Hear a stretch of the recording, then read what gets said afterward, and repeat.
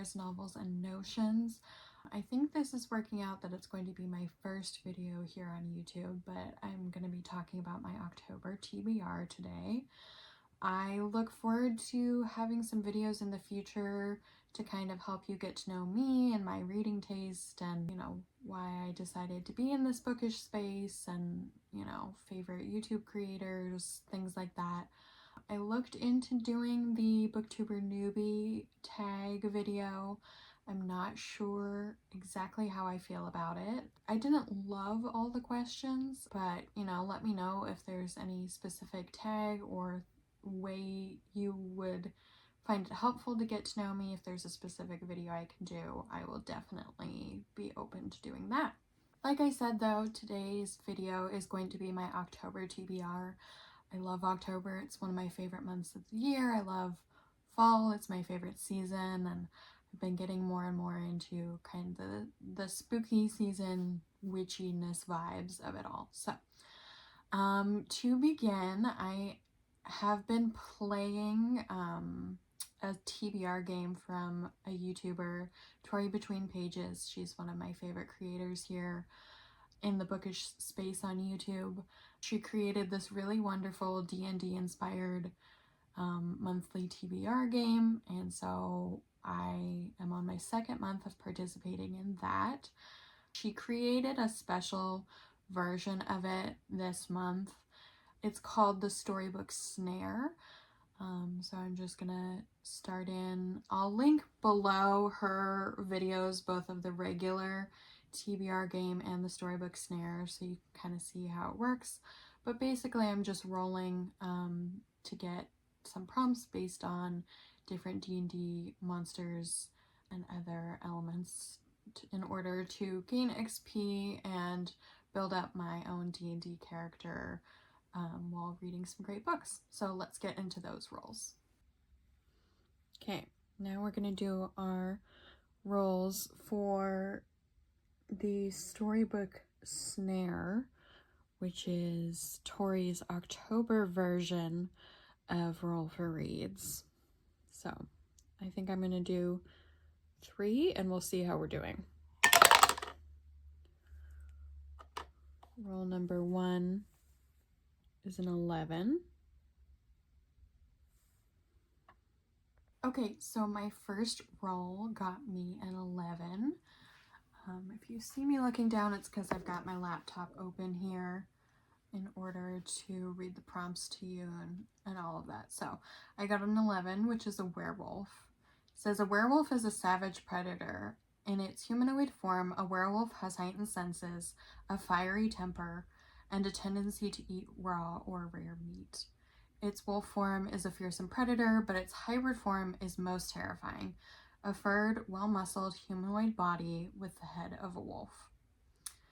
It can wield weapons in its hybrid form, but prefers tearing with its claws and bite. If bitten, one must roll a Constitution saving throw or gain the werewolf curse. So my options are to fight or befriend/flirt the werewolf, and in a true spooky girl fashion, I'm going to choose to flirt with this werewolf. The prompt for that is to read a book featuring friendship, found family, or loyalty to win over this foe. The book I picked for the werewolf is Lady of Shadows by Melissa K. Rourke. I started this series last month. I read Lady of Darkness. I had actually started the book a couple times before and just couldn't get into it, and now I'm mad that I didn't read it sooner. I really loved the first book and I can't wait to get into Lady of Shadows. The premise follows our main character Scarlet. There's a lot of, mysteries to do with her background going on. She meets Riker, our male main character, and he's, helping with her fighting training. She's got things going on with other friends and characters in the story. I'm realizing it's kind of a difficult book to explain, but I really enjoyed the first book and can't wait to see where the second book goes.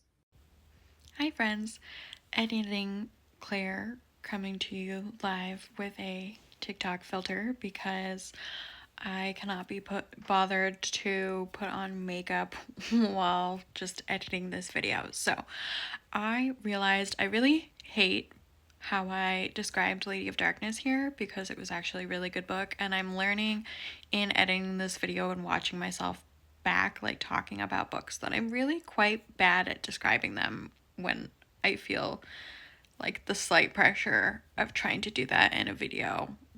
And so I'm going to read the description for you because I really loved this book, and spoiler alert, when I'm editing this, I've already gotten through the first weekend of October and I finished Lady of Shadows and really enjoyed that too. So it's a great series, and I don't want anyone to not pick up this series. That sounds like I'm giving myself a lot of power here, but I don't want anyone to be disinterested just based on how bad I am at describing a book. So, owned by a ruthless assassin lord, Scarlet Monroe and her two sisters have been trained since they were children to torture and take life. They are the most feared trio on the continent, but they are also wild and unpredictable. A tragic night that has Scarlet finding herself locked away in a noble's household, trapped and forgotten until she's ready to fall into line. Until the day she is presented with a job.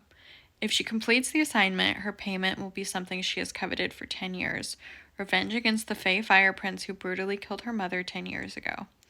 Is she willing to sacrifice her ideals for retribution? But when children begin disappearing from her home, all her plans are put on hold as she races to save the most innocent. With the help of old friends, a jilted lover, and a mysterious newcomer who claims the magic of the Fae is possible in the mortal lands, Scarlet delves into the darkest corners of the world. Forgotten secrets will come to light, and she will discover the darkness extends far beyond her own kingdom. So, great book. I've read 2 books in the series so far. Really enjoyed both of them. I love Scarlet as a character, and it's a great series if you like kind of... I think there are elements that make it similar to like early Throne of Glass, and a couple of times where I saw kind of parallels between like A Court of Mist and Fury. That said, I think it really is different from those 2 series and stands on its own outside of that. So, highly recommend. And we'll go back to video making Claire now that I've gotten that out of the way and done hopefully a little bit better job selling you on this series. Roll 2 is a 7. Okay, so my second roll got me a 7, which is the Drow Mage. It says, tens of thousands of years ago, the elves were divided. The war among elfkind ended when the good banished the malevolent kin to their subterranean depths, where they worship Lolth, a deity who resides in the abyss. She's also known as the Spider Queen, or Demon Queen of Spiders. The wickedest of the elves, the Drow are rarely seen by the surface world. They have embraced their destiny to rule the darkness, and when Lolth commands them to rise up and destroy their surface-dwelling kin, they will. I did also decide to befriend the Drow because it comes with an item that you gain and XP, 800 XP if you complete the prompt. So that prompt is to read a book with a secret society or organization or underground rebellion to become one with the Drow. So I picked the book Bloodmarked by Tracy Deonn. This is the second book in her Legendborn Cycle series. I actually reread the first book last month. I had read it a few years ago and just never went back, even though I loved the first one. Now there's 3 out, so I'm trying to read the second and third one as close to rereading the first one as I can, so I don't forget things again. Legendborn follows our main character, Bree. I always forget character names. As she attends UNC Chapel Hill for like an early admission program, and she is dealing with the grief of losing her mother. There's beautiful conversations around grief in the first book, and in the midst of all of that, she stumbles upon kind of this secret society and things go from there. It is a fantasy book. So I am going to use the second book to fit the drow prompt to do with secret societies and underground organizations. Roll number 3 is a 10.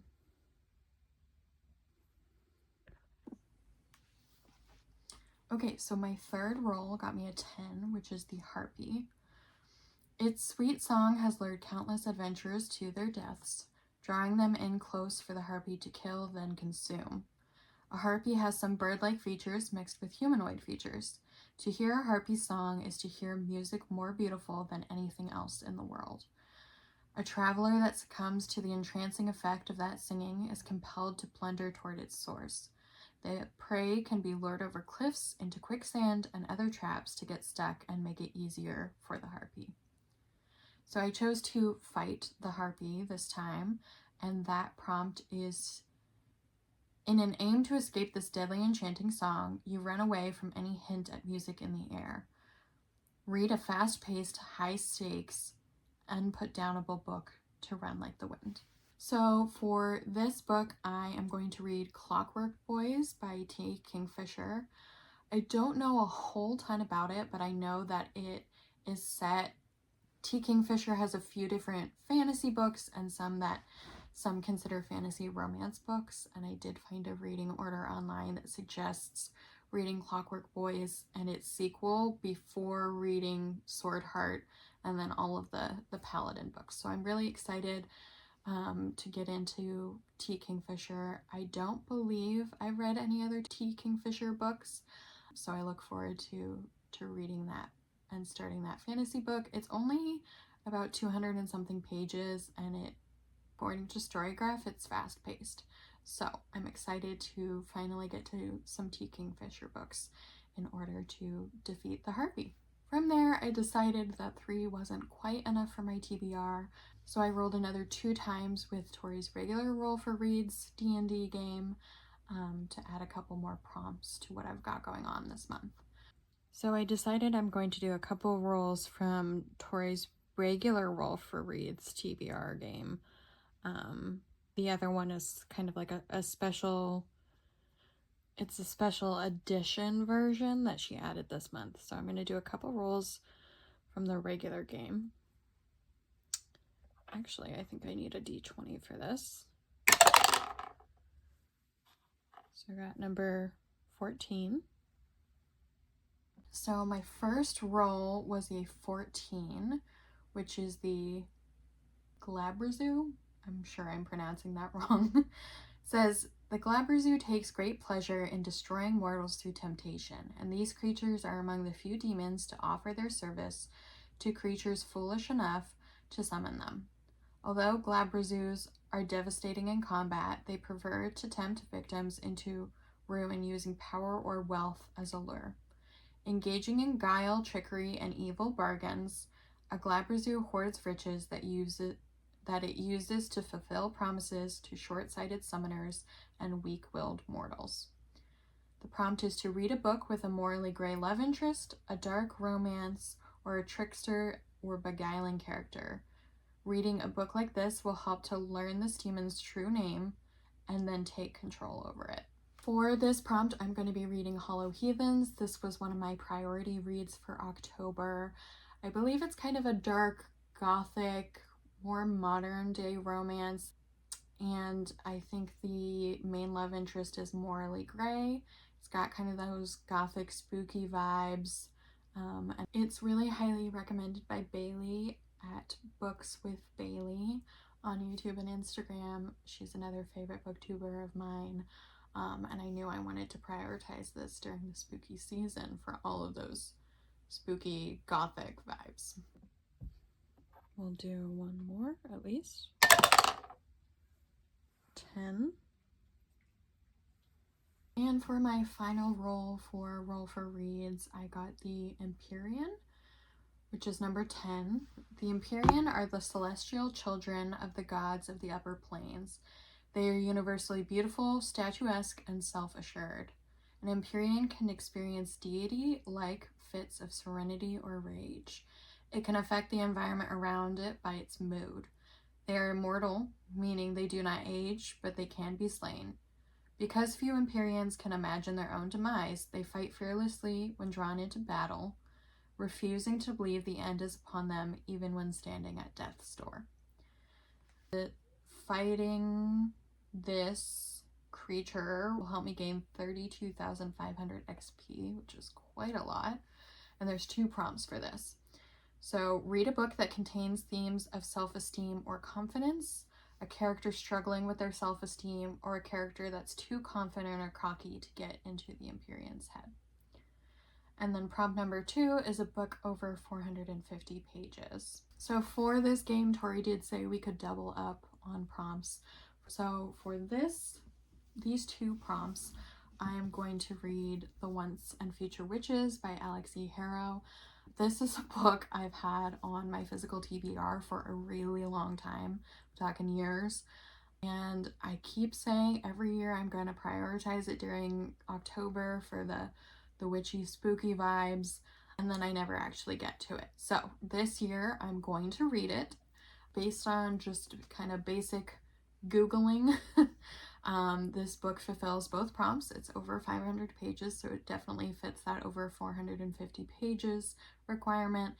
And it is a kind of historical setting. There's themes surrounding patriarchy and using, feminism and witchcraft within this story to kind of take down the patriarchy. The characters in it seem to sometimes struggle with their own self-worth or their identity as witches.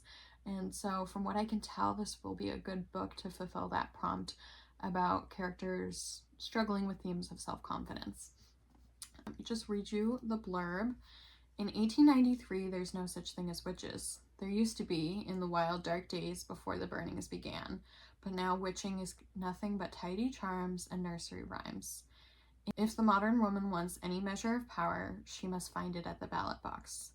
But when the Eastwood sisters, James Juniper, Agnes Amaranth, and Beatrice Belladonna join the suffragists of New Salem, they begin to pursue the forgotten words and ways that might turn the women's movement into the witches' movement. Stalked by shadows and sickness, hunted by forces who will not suffer a witch to vote, and perhaps not even to live, the sisters will need to delve into the oldest magics, draw new alliances, and heal the bond between them if they want to survive.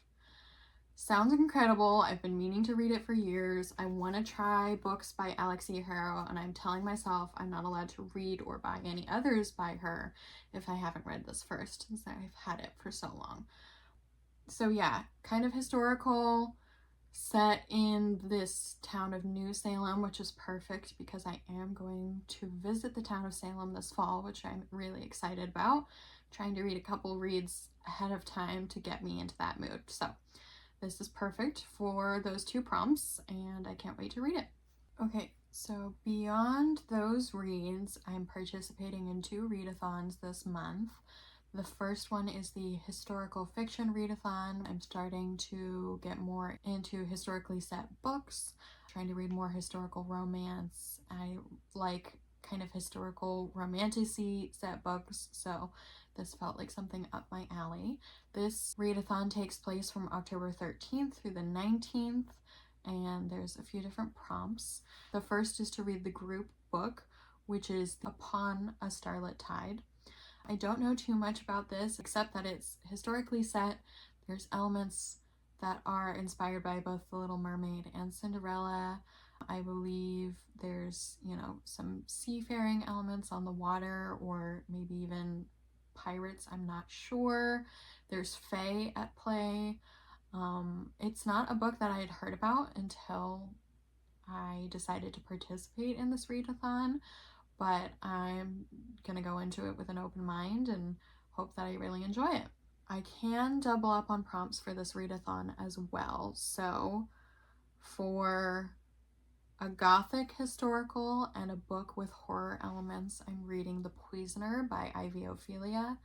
I'm trying to go into this book not knowing very much. I know it's historically set, it's gothic, there are horror elements. I think there are paranormal elements, like maybe the male main character is some sort of creature. I've heard really good things. I'm trying to know as little as possible going into this book, but I'm excited to read it.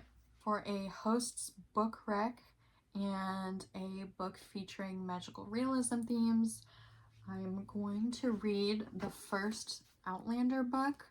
I'm all caught up in the show. I love the show. I think I read most of this book via audiobook a few years back, like maybe 5 to 10 years back actually, and really enjoyed it at the time, and then just never went back to it to finish it. I was reading it via audiobook on a road trip with a friend, so I just never ended up finishing it. Now that I've seen the show all the way up to the newest season, there's one season left to come out, I want to read all the books. They've been a little intimidating because they're pretty chunky, but I love this couple, and I can't wait. Usually I'm a read the source material before consuming the TV show or movie kind of person, but that's not how I did it this time around, and I'm excited to see, you know, what are moments that were not included in the movie or TV show that really develop the relationships, the characters, the plot, everything we've got going on, because I imagine it's even more expansive than the TV show. So that is for magical realism. There's some element of time travel in this book. It's obviously a historical setting, and Tori from Novel Life gave this book 5 stars and recommends it. So that's what I'll be reading for those 2 prompts. For historical fantasy, I'm just going to use The Once and Future Witches again. Trying to double up on as many things this month as I can. The final prompt for that readathon is to read a book with a paranormal creature or aspect, and I'm going to read Stolen by the Wolves by Likes Robinson. This is a Viking historical romantasy Omegaverse book. It's a Why Choose, and it's got werewolves, Vikings, poly maybe, hopefully, and is, you know, historically set. So that's all I really need to know. I didn't know much about this book at all before looking into books for this readathon, and hopefully I'll really enjoy it. The second readathon I'm participating in this month is the Halloweekend readathon. It's being put on by Books with Lexi.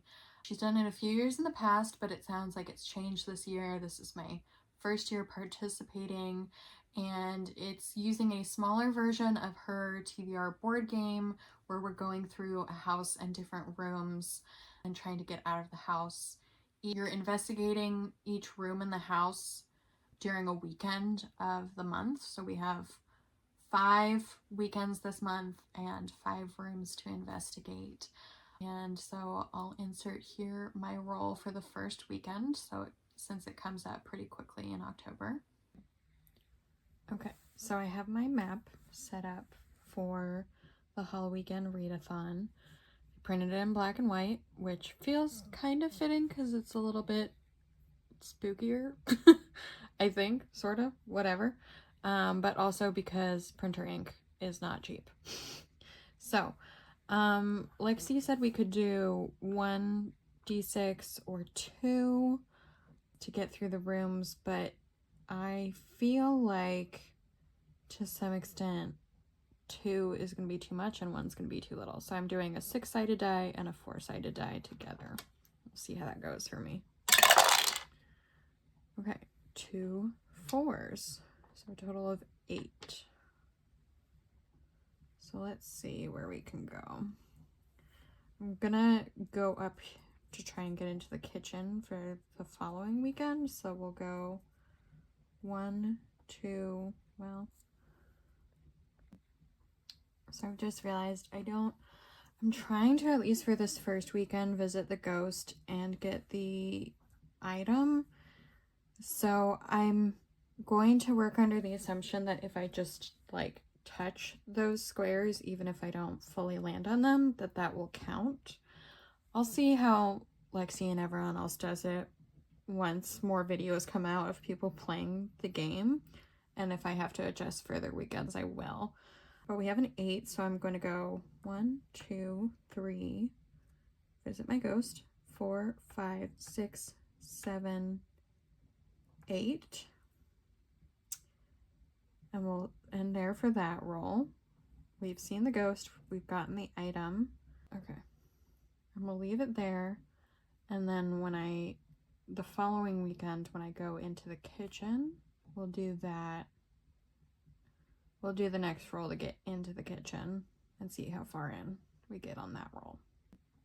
Okay, so I realized this square is one of the ones that Lexi did not put a prompt on. We're gonna go 1, 2, 3, 4, 5, 6, 7, 8, and just go back a square. So for this board, I started in the living room. I kind of am trying to do it almost like a nightly routine. So, you know, you get home, most people's houses, you walk into the living area. I'll move into the kitchen to make some dinner, have some evening fun reading in the library, and then go to bed. And that will hopefully be my last room. Who knows what I'll be feeling later in the month, but yes, so each weekend there's 72 hours for you to complete the prompts in your room. I started in the living room. I rolled an 8, so that got me to visit the ghost, find the object in the room, and then I landed on space 13 for my reading prompt. So that is to read a book with the, of, and, or in the title, and I picked Lady of Shadows, which I talked about earlier in this video, and so I'll start Lady of Shadows this weekend on Thursday the 2nd. Excited to get back into that world. And then to gain the equipment item, I have to read a book with more letters in the title than the last book I read. Lady of Shadows is fairly long, so I don't think that'll be an issue. And then to visit the ghost, I'm going to do an anticipated fall activity. I'm gonna try and watch my first fall movie this weekend, really get into the atmosphere and the vibes of the cozy, spooky season. I look forward to doing that. Okay, now that I've talked about readathons, I'm gonna wrap up by just talking about one of my yearly challenges that I'm doing, which is the buzzword readathon. Well, there's buzzword prompts for each month, and I'm completely caught up. I've read all of the books January through September in the month I was supposed to read them in, which I'm really proud of, actually. Sometimes it's a bit of a stretch trying to get them in at the end of the month. So I'm doing both the buzzword and buzzword cover challenges. So the cover prompt this month is to read a book that has a weapon on the cover. So I picked Vows and Ruins by Helen Scher. I read this the first book in this series a few months ago, Blood and Steel. Really enjoyed it. Can't wait to get back into it. The premise is that our main character, Althea, is a woman in this world where women are not allowed to wield or touch weapons, but she wants to train to be in this kind of powerful elite military force that exists in this world. And she gets that opportunity somehow. I won't say exactly how. And, you know, meets our male main character as he is also there at this training academy. There's really good found family in the first book. There's really good sister dynamics between Althea and her sister. And I've just heard amazing things about this series, so I can't wait to continue reading and read the second one. And obviously there's some swords here, so it'll work for weapons on the cover. And then for the buzzword itself prompt, the prompt is to read a book with violent words in the title. I'm going to count Hollow Heathens for this book. I think heathens is a relatively violent word, so that's what I'm going to read for that prompt. Okay, so those are all the books I had to pick for this month. I still have books on my, mental pile of possibilities I want to get to.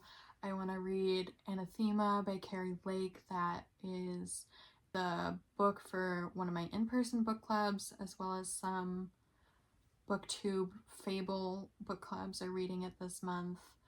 And other than that, I do have, some other ideas of books I want to read this month. We'll see how many I get to. I'll post on my Instagram a full October Pile of Possibilities TBR. I'll link that below.